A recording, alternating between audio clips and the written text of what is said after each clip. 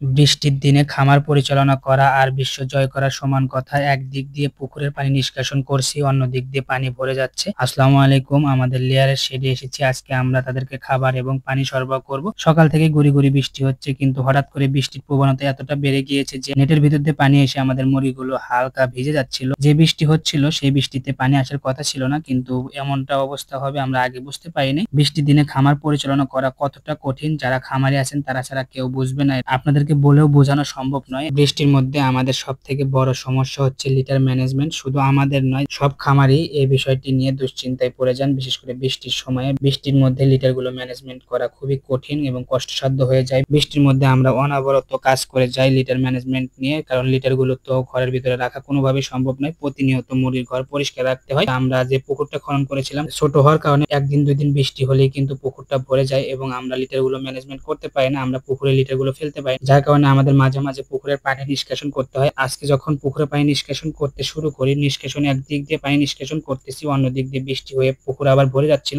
আজকে আমাদের litter management করতে, লিটার গুলো ফেলতে যতটুকু জায়গা দরকার আমরা শুধু ততটুকু পানি ফেলে দিয়েছি এবং বাদ বাকি পানি আমরা রেখে দিয়েছি, কারণ আমরা যদি সম্পূর্ণ পানি শুকিয়েও ফেলি তারপরেও কিন্তু বৃষ্টি হয়ে আবার পুরো হয়ে যাবে। পরবর্তী সময়ে আমাদের আবার সেগুলোকে শুকিয়ে ফেলতে হবে, নিষ্কাশন করতে হবে। অল্প সময়ে যেন কাজগুলো করতে পারি, তাই আমরা কিন্তু বৃষ্টির মধ্যে নিষ্কাশনের কাজ বাদ দিয়ে আমরা খামারের ভিতরে এসেছি এবং আমরা মুরগির ঘরটা পরিষ্কার করতেছি। পরিষ্কার পরিচ্ছন্নতার উপরে কিন্তু মুরগির স্বাস্থ্য নির্ভর করে। আপনি মুরগির ঘর যত বেশি পরিষ্কার করবেন এবং মুরগির ঘর যত ক্লিন রাখবেন, তত আপনার মুরগি সুস্থ থাকবে। তাই আপনারা সবসময় চেষ্টা করবেন মুরগিকে সুস্থ পরিবেশ দেওয়ার এবং প্রতিনিয়ত মুরগির ঘরগুলোকে পরিষ্কার করার। মুরগির ঘর পরিষ্কার না করতে পারলে কিন্তু ঘরের ভিতর থেকেই মুরগির রোগ জীবাণু ছড়িয়ে পড়তে পারে। লিটার ম্যানেজমেন্টের জন্য আপনারা পূর্ব প্রস্তুতি নিয়ে রাখবেন, না হলে কিন্তু আমাদের মতো ভোগান্তিতে পড়তে হবে। আর আপনারা যদি একবার বৃষ্টির মধ্যে পড়ে যান আমাদের মতো, তাহলে কিন্তু আপনাদের প্রতিনিয়ত লিটার ম্যানেজমেন্টের যে টেনশনটা, সেই টেনশনটা বহন করতে হবে এবং আপনাদের প্রতিনিয়ত আমাদের মতো পানি নিষ্কাশন করে ফেলতে হবে এবং আবার লিটার ম্যানেজমেন্ট করতে হবে। তাই আপনারা সবসময় চেষ্টা করবেন বড় আকারে, বড় পরিসরে পুকুর খনন করে তাতে লিটার ম্যানেজমেন্ট করার জন্য। ডিম উৎপাদনের মুরগি ছাড়া অন্য মুরগির লিটার এভাবে ম্যানেজমেন্ট করার কোনো প্রয়োজনীয়তা নাই। আমাদের জন্য দোয়া করবেন, আমাদের মুরগিগুলোর জন্য দোয়া করবেন। সকলে ভালো থাকবেন, সুস্থ থাকবেন। আল্লাহ হাফেজ।